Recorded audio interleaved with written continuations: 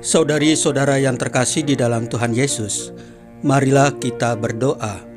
Doa yang diajarkan oleh Tuhan Yesus sendiri.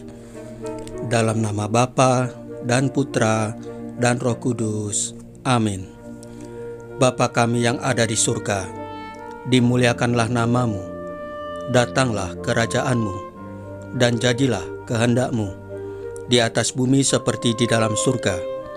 Berilah kami rejeki pada hari ini, dan ampunilah kesalahan kami, seperti kami pun mengampuni yang bersalah kepada kami. Dan janganlah masukkan kami ke dalam pencobaan, tetapi bebaskanlah kami dari yang jahat.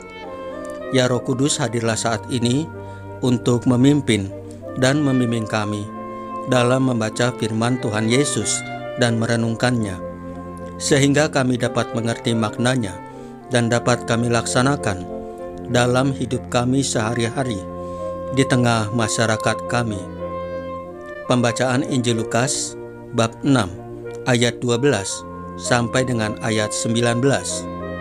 Kekuatan doa. Sekali peristiwa, Yesus mendaki sebuah bukit untuk berdoa.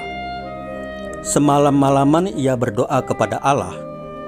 Keesokan harinya, ketika hari siang, ia memanggil murid-muridnya, lalu memilih dari antara mereka 12 orang yang disebutnya rasul. Mereka itu ialah Simon yang juga diberi nama Petrus, Andreas saudara Simon, Yohanes dan Yakobus, Filipus dan Bartolomeus, Matius dan Thomas, Yakobus anak Alfeus, dan Simon yang disebut orang Zelot, Yudas anak Yakobus, dan Yudas Iskariot yang kemudian menjadi pengkhianat. Lalu Yesus turun bersama mereka dan berhenti pada suatu tempat yang datar. Di situ berkumpul sejumlah besar dari murid-muridnya dan banyak orang lain yang datang dari seluruh Yudea dan dari Yerusalem, dari daerah pantai Tirus dan Sidon. Mereka datang untuk mendengarkan dia dan untuk disembuhkan dari penyakit mereka. Juga mereka yang dirasuk roh-roh jahat beroleh kesembuhan. Dan orang banyak itu berusaha menjamah dia, karena daripadanya keluar suatu kuasa, dan semua orang itu disembuhkannya. Demikianlah sabda Tuhan. Terpujilah Kristus.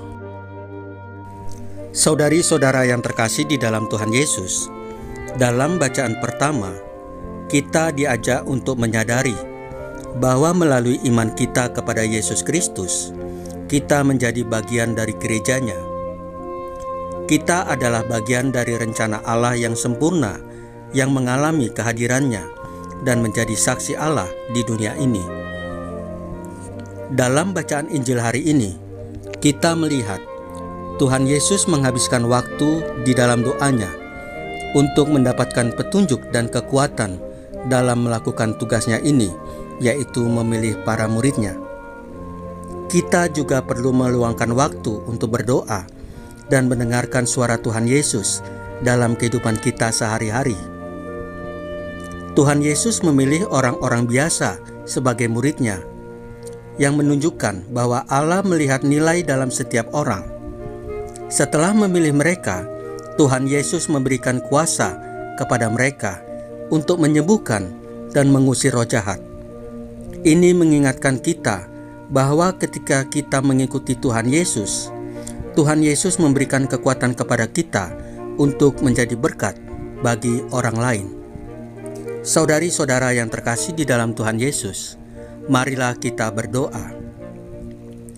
Ya Tuhan Yesus, kami bersyukur atas contoh yang Engkau ajarkan kepada kami, betapa pentingnya berdoa sebelum mengambil keputusan penting. Bantulah kami untuk selalu mengandalkan-Mu dalam hidup kami untuk mendengarkan suara-Mu. Salam Maria, penuh rahmat, Tuhan serta-Mu. Terpujilah Engkau di antara wanita, dan terpujilah buah tubuh-Mu Yesus. Santa Maria Bunda Allah, doakanlah kami yang berdosa ini, sekarang dan waktu kami mati. Ya Tuhan Yesus, tambahkanlah iman kami hanya kepadamu saja, karena hanya Engkaulah Tuhan dan Juru Selamat kami satu-satunya. tidak ada yang lain. Dalam nama Bapa dan Putra dan Roh Kudus. Amin. Saudari-saudara yang terkasih di dalam Tuhan Yesus, bacaan firman dan renungan hari ini sudah selesai. Tuhan Yesus memberkati kita semua.